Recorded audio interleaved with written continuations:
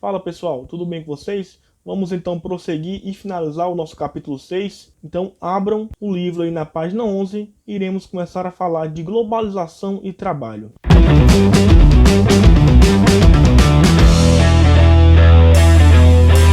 Então, como a gente já viu anteriormente, sabemos que a expansão dessa economia global e da sociedade informacional, elas vão mudar totalmente as relações de trabalho, aumentando os lucros, segundo a lógica capitalista. Mas vamos entender um pouco aqui sobre essa questão da divisão internacional do trabalho, a DIT. O que significa ela? Gente, a DIT é a distribuição da produção econômica, no espaço mundial. Seria então a especialização no comércio mundial, ou seja, o que cada país produz, o que cada país exporta, ou seja, é essa especificação, essa especialização de cada país dentro do comércio mundial. A DIT passou por diversas transformações e muitas vezes essas transformações se confundem com a evolução do capitalismo. Por exemplo, lá no capitalismo comercial, no surgimento do capitalismo, nessa primeira fase, a gente tinha as colônias exportando matérias-primas para as metrópoles, enquanto que as metrópoles exportavam para as colônias produtos manufaturados. Nas primeiras fases industriais, que é chamado também de segunda fase do capitalismo, a gente vai ter as colônias ainda exportando matéria-prima para as metrópoles, enquanto que essas exportam para as colônias produtos agora industrializados. No século XX, a gente vai ter a expansão das multinacionais, ou seja, a industrialização ela vai deixar de ser exclusividade dos países desenvolvidos. Vai passar a fazer parte agora dos países subdesenvolvidos também. Então a gente vai ter a instalação dessas multinacionais em países mais pobres. Por quê? Isso se dará principalmente pelo fato das vantagens econômicas que elas vão ter ao se instalarem nesses países. Por exemplo, o menor custo de produção e de recursos naturais, mão de obra barata, mercado consumidor, porque nesses países tem muitos habitantes, e legislações trabalhistas e ambientais muito menos rígidas do que nos países sede dessas empresas.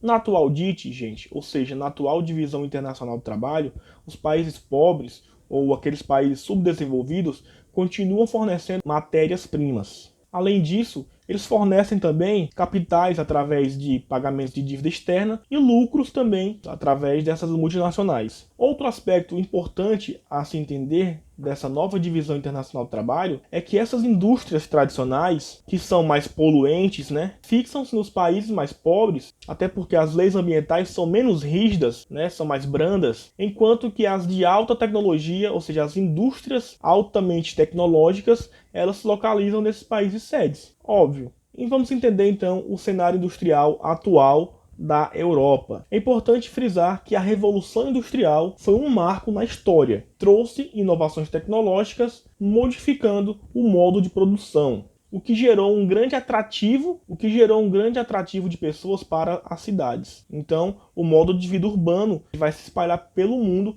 após a Revolução Industrial. Como consequência desse processo, a gente vai ter 70% da população europeia vivendo hoje nas cidades. Então essa atração econômica gerou, como consequência, uma grande concentração urbana. Mas vinha ocorrendo um processo chamado de descentralização industrial. O que é isso? O sistema moderno de transporte, que é muito mais rápido e muito mais viável, ele vem possibilitando a existência de novos centros industriais em regiões mais interioranas e não apenas concentradas naqueles velhos centros urbanos. E a gente tem também uma substituição daquelas velhas indústrias tradicionais, que são mais poluentes, por indústrias mais modernas, como de aeronáutica, indústrias de eletrônicos, de biotecnologia, de telecomunicações. Não significa que as indústrias tradicionais não existam mais. E não significa que elas não sejam importantes para esses países desenvolvidos da Europa. Significa que esses países mandam essas indústrias mais poluentes, já falei anteriormente, para países subdesenvolvidos,